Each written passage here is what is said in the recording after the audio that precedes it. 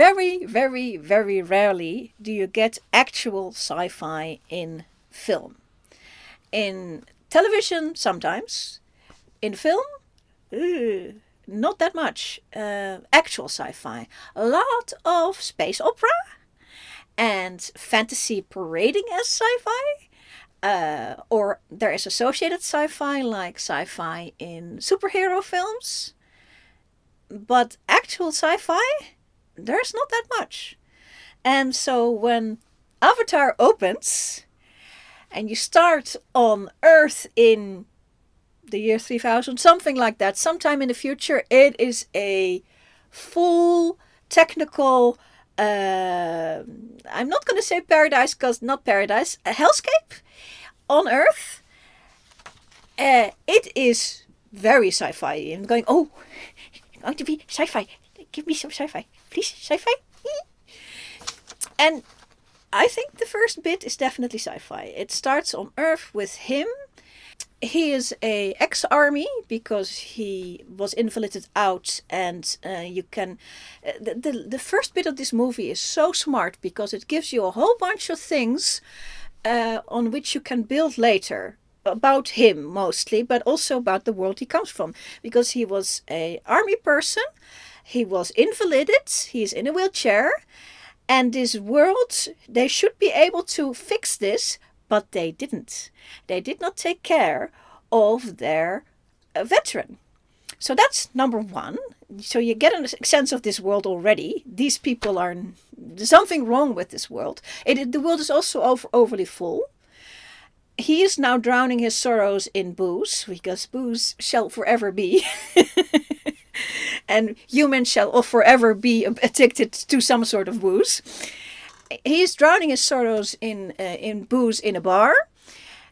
And as he is getting sloshed, he watches a scene unfold of a lady being harassed by a man person.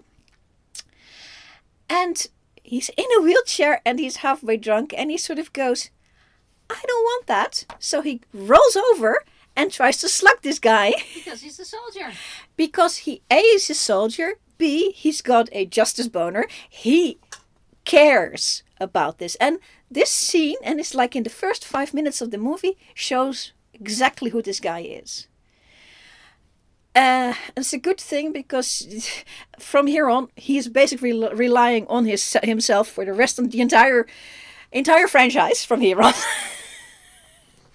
He gets tossed out of same bar because he picked a fight with somebody and ends up on his back in the wet alleyway with his wheelchair chair slowly rolling away from him.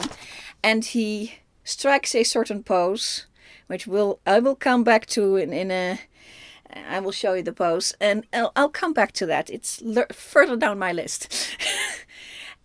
And at that moment, he is picked up by two gentlemen who say, you are Mr. So-and-so, Jake Sully, and your twin brother, we have some bad news about him. He is dead. Oh, but... twin brother was actually a scientist guy. one brother became a soldier and the other one a scientist. Okay. And scientist guy was associated with a project on the planet of Pandora. And he was associated in such a way that the DNA of him is important. But he is now dead. However, you are his identical twin brother. We can use your DNA. Please come. And if you come and take part in this Pandora mission, which is an army mission, definitely, they make that clear, we will fix your legs for you. So, since he has nothing better to do, and an interest in getting his legs back, and an interest in faraway adventure, kind of, he says yes, and he's shipped off to the planet of Pandora. Now, here's a first mistake that they make. If you go by the idea that this is actual sci-fi, real sci-fi, they make their first mistake now. Because you live either in a world that has some sort of warp drive capability, some way to circumvent the maximum light speed, or you don't. And they live in a world where they don't. Now, if you live in a world where you don't, and that's pretty correct, you have to do something else to go faraway places, because wherever you go, it's 5 years away in travel time. 5 years or 10 years or 25 years or 150 years. So what they do often is freeze, cryogenic freezing of the crew, and then wake them up afterwards. And they do that here. He is asleep for 5 years and then arrives on Pandora 5 years later. The problem with it is that not only does the time stand still for him for the 5 years, but the rest of the world, it keeps running. So it's very weird that his brother was on Earth when he had a mission to do on Pandora, which is 5 years away. So that's weird. So he arrives on Pandora, and yes, he's interested in getting legs, but he didn't ask any other questions about anything at all. And so he gets rolled into this army compound, but he ends up in the scientist department of it. And there's a scientist lady, an anthropologist called Grace. It's played by Sigourney Weaver, by the way. She's very good. And she is really doing science. But what they are doing there for the army is a project of... They want to talk to the local population of Pandora. The problem is these are tall, blue primitives. And the anthropologist wants to learn about these people and get to know them and see how it... just usual scientist stuff.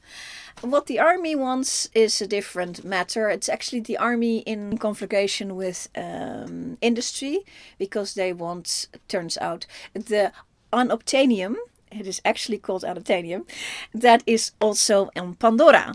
And where is it? So that one of the things that the army people want to know from the natives is where is the deposits of Unobtanium.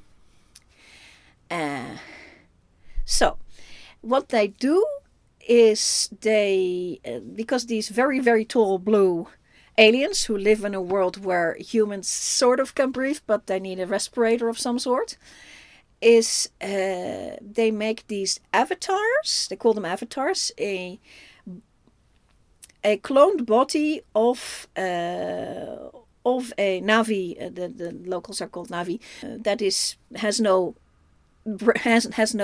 consciousness, and which the human can momentarily park their consciousness and walk and talk as a Navi. Of course, you still don't know Navi. You have to learn Navi. You're still your human brain inside a Navi body. But now you can navigate the world of Pandora more easily. The weird thing that I think is in this is that these avatars are made to look like the humans they're supposed to be. They put some of the DNA of the human in this Navi clone, which I think is completely unnecessary. It's good for the film. It's not good for the sci-fi. But it's good for the film. But I think it is needlessly expensive for what they were doing as an act, if they were actually doing something here. Anyway, it's a great premise to now have Jake Sully suddenly get into this new body, because, like I said, he did not read the literature, and he arrives there and he says, "Oh yeah, lie down," and now suddenly you wake up as a tall blue alien. And he can now walk and run. The first thing he does is run off, because he now can run again. My God, it's wonderful. And his body is... And he sets off to go into this world and meet the locals. That's the point. Infiltrate the locals, get to know where these deposits are. And from here on, we are on Pandora.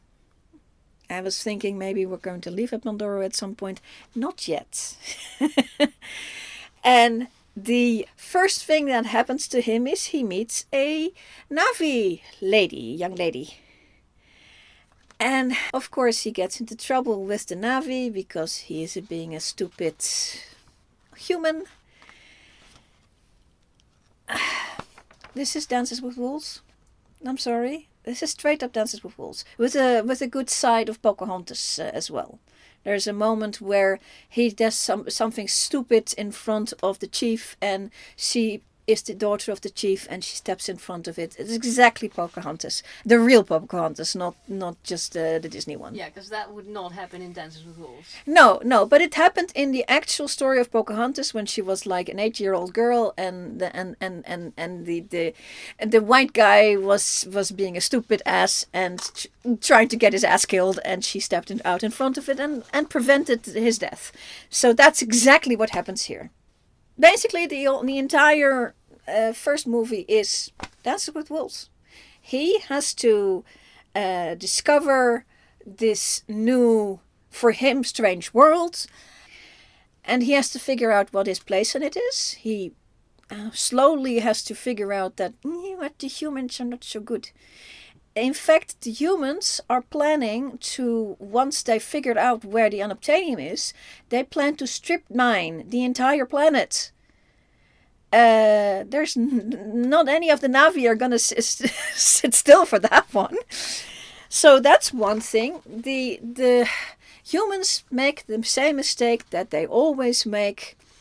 The white human comes to a new place, and they think that a primitive people is unsophisticated. And that's not true for Native Americans, and it's not true for the Navi. They are very sophisticated. Yeah, because they're not primitive, they are indigenous. But they are primitives in the way that they still run around with spears and don't do any agriculture. So primitives in that way, but not unsophisticated. They're fully sophisticated. And that is what he learns. And also, Pandora itself is different from Earth. It is not in any way Earth. And it has something that Earth never had or ever shall have. It has a... at first you think it's a deity, but it's not. It goes by the name of Ewa. And every Navi has a way to physically connect to other creatures, also to Ewa. And you get a mind meld of sorts. It's very difficult to understand what's going on. But there's definitely more here than just religion or anything like that. It's more than that. And it's probably planet-wide. The choice of doing Dances with Wolves in this movie, I was thinking about that. Is this a smart way? It's very obviously that. And it's kind of almost making no bones about it. It is well written. They redefine the story in such a way that it fits the new the Pandora world.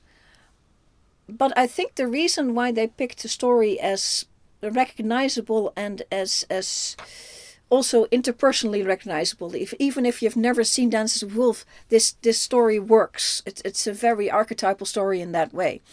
And I think the reason is that Pandora and the entire visual onslaught of these movies is enormous.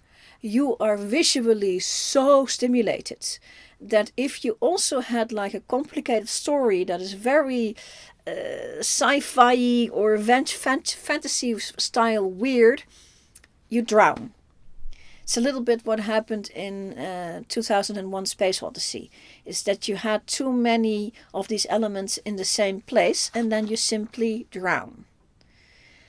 And you don't drown in this. This is, it's 3 hours, each of these movies is 3 hours, and it is a beautiful ride. Enjoy it. Whee! Seriously. And I'm the first one to complain with this if a story is too simple or too normal or something like that. But I think here it is correct. I think what happened is when they did Lord of the Rings and they did like the Gollum CGI rotoscoped and the circus, and I think that came out. The first one came out 2001 or something like that. They looked at this technique and went, "What can we do with this? And how far can we take this?" And I think Avatar is the result of that thought process. And some of the steps of the thought process are, so we want the look of these Navi. We don't want an ugly, because we want them to be the heroes, basically. So we want them to not be ugly. Also good for selling of figurines. I'm not sure if they thought about that at that point, but certainly selling of an art book, you want something pretty. And you also want to be able to make it pretty. But the problem with Gollum a little bit is, and I think that's inherent, is that if you try to come too close to an actual human face, you get this uncanny valley. It's not quite right. So you have to take it as far away from it as you can and still make it appealing. So making them elf-like and thin elf-like and blue because you can. Cat eyes because that is something that humans do know. So a whole bunch of things that we know. One of the things they must have talked about is face. Because humans are weird. We have hard-coded in our brains a way to understand 2 dots and a line is a face. We can even read the emotion of a stickman, because that's hard-coded in our brain. And this movie, it makes use of it so good. They know. But I think they wanted this some of these avatars to look like some of the actors, to maybe also to show off the technique, because duh. But maybe to look for where is where could there be a problem. Another reason why I think all of this is because they only did this one movie in 2009, and then they left it because they wanted to see what would it do, where would be the problems, the stuff you can't predict. So this is why we got these 2 films, and now there's two more planned now, because people have realized, yes, we like the Navi. There is an actual theme park somewhere in the States as well. And there's the Avatar film is absolutely a sleeper. It took that long for people to get used to the idea and enjoy it. And it was successful instantly. But then people have to think about it. Hey, is all of this the way we want it? And the answer was largely yes. And then they decided to make this new set of movies. And I think they are going for a full set of 4. We have now seen 2. And the next set of new movies, it gives you a problem. Because this first movie, it has a very clear premise. Jake Sully comes to this new world and discovers this new world. That's the movie number 1. You can't do that in the second movie. So they are smart. What they did in the second movie is now Sully has married, or more particularly, his lady married him. Neytiri has married him. He was sort of there for the event, but it's in the movie. But now it's many years later. They did at the end of the first movie. They did kick off all the humans of the planet, almost all of them. A couple of the scientists stayed. The Grace gets killed, unfortunately, which is sad. But she had an avatar of as well, so it'll come back because of course it does. They kicked off the humans of Pandora in the first at the end of the first film.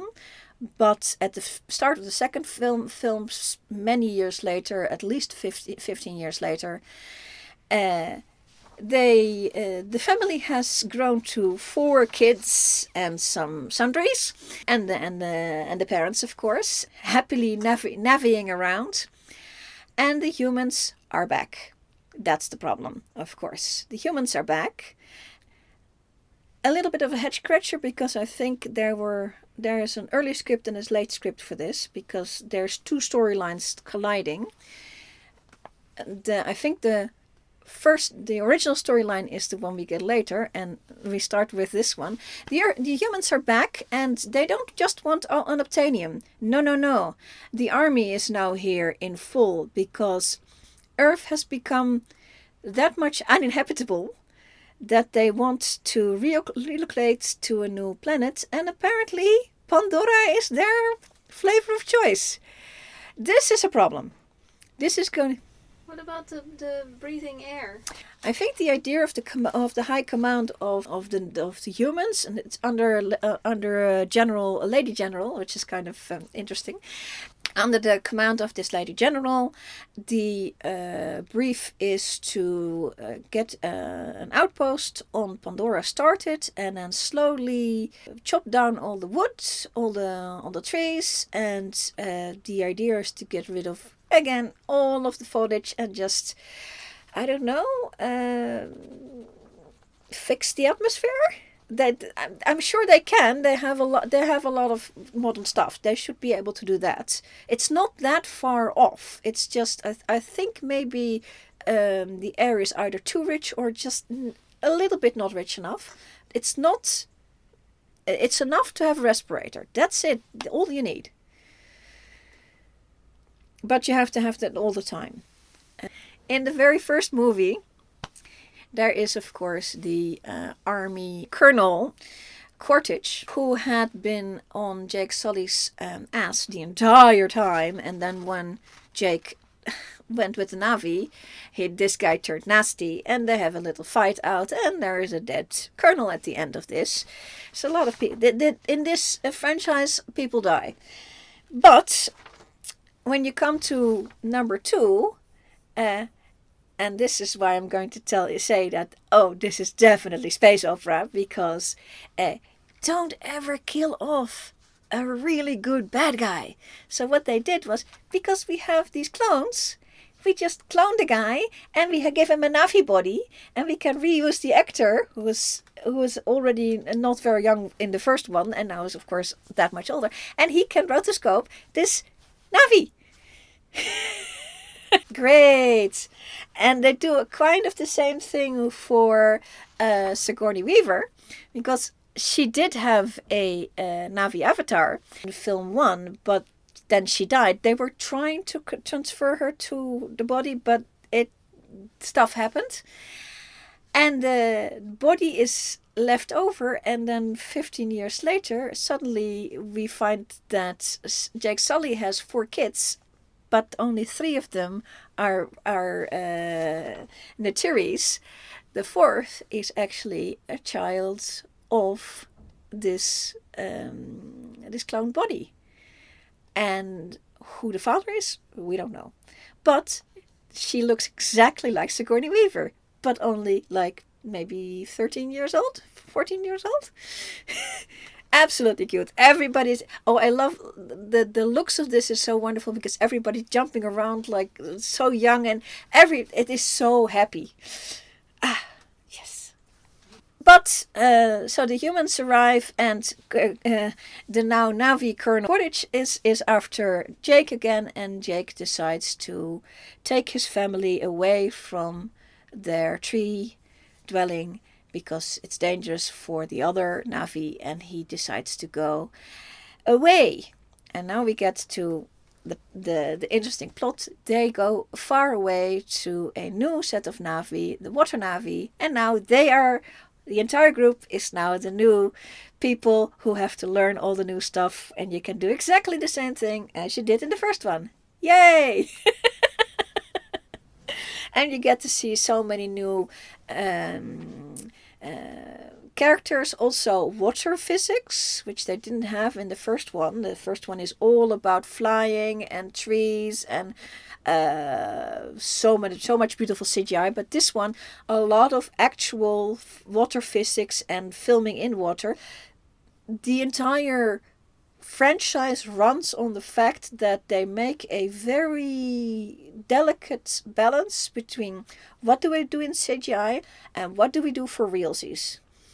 They very strongly let the actors do their thing, which is, you have Sigourney Weaver, you have all the other actors also very good. They can do that, and then you add the CGI. You don't, and I've seen this in other movies, they use CGI to do things that acting should do or movement should do. No, they make sure that when people go swimming, you actually go swimming, and then you add the CGI to make them look blue on top of it. That's the way to do it. So this, so clever. Then in part 3, I'm not going to just watch part 1 as well. But in part 3, we are now on the way towards a goal, I think. Because this one is a little bit less strongly, we're going to just discover a new people. Or maybe, because there is a new people, there are some fire Navi. But these fire Navi are not friendly. These are very much, they make me so feel like Pawnee Indians, the ones that did never got along with any of the regular Native Americans. The ones that were going to be smashing everything. That's these people. And they don't attract Jake Sully because Jake Sully is not that kind. But they attract the Colonel. And he ends up with that group because he's now fully a Navi body. He doesn't have his own body anymore because that died. He actually finds his dead body. It's just kind of gruesome. He is walking around in this Navi body, but still fully human mind. A clever thing about this entire movie franchise so far is that every single person got a character arc, or it is very clear that they will have a character arc, and I think the Colonel is going to have a character arc in a soon upcoming movie because he is going to find himself in a Navi body with loyalty to the humans. How is that going to work? Especially when he actually takes up with the fire Navi lady. And you know what happens when Navi gentlemen and Navi ladies take up with each other, you get little Navi children. That's what it happens. So I'm expecting a Navi child next time, a fire child. And then he's going to have to make choices. Because the humans and the Navi, they can't coexist. That's very, very clear. Yeah, the world of Pandora as presented in this movie so far, and I think they're probably going to continue with that, makes use of what we know and then tweaks a little bit to what is still within a grasp of our minds. So they have like these the wildlife of Pandora is like big flying bird things on which we can fly, and they're dragons or pterodactyls, whichever. They have like big lumpy animals running around the forest that are very much like rhinoceri. And in the water they have like these big flying fish type on which you can ride, because that's always good. And you have these whale types. And these whale types are this plot, and this is what I think the original plot of film 2 would have been, is these whales are being hunted by humans for their whale oil, which actually comes from the brain and not from the guts as the actual whale oil. And yeah, we get some lovely revenge on these whalers, because these whalers were really bad. So yes, kill the whalers. I mean, I was in the cinema going, yes, kill the whalers. Lovely. In a way, Avatar has that very graphic novel kind of look, and also the way it has its characters, like the reusing of especially the bad guy, reusing him again, and oh, he didn't die at the end of number 2 or number 3. He's never gonna die because you don't kill off your really good bad guy. But it doesn't mean that people don't die, and I think that should be, of course, because they're in the middle of wars. Of course, people gonna die, but they soften the blow quite a bit because you know that any person who has been in contact with Ewa at any point at all, and then dies in any way whatsoever, they are in Ewa. So death is a little bit less horrible. We don't know what the nature of Ewa is. But there's a bunch of things that I found less wonderful in this franchise. Is very early on, his little cross pose, where he shows that he is going to be the chosen one, and he does a Jesus pose. Yeah. There would have been something in number 2, but I probably missed it. But there was definitely in something in number 3. There is a moment where basically it is a reenactment of Abraham and Isaac from the Old Testament. I wrote it down, Genesis 22. That story, they do it exactly. So I think there probably was something in number 2 and I just missed it. The other thing that I very strongly did notice is Ewa and Yahweh.